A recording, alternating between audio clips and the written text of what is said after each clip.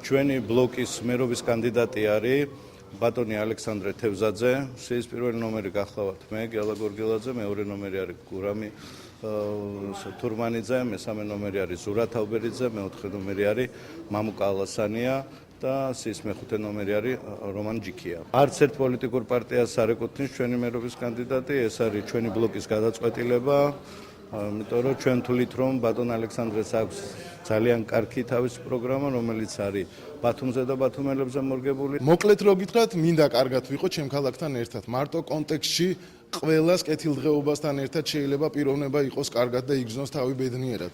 ეს არის мотиваცია პირველადი, მაგრამ ამას მოყვება ძალიან ფართო განხილვები თუ როგორ უნდა მოხდეს ეს და ამას ჩვენ საარჩევნო კამპანიის მსვლელობის დროს უკვე გავაცნობთ ხალხს.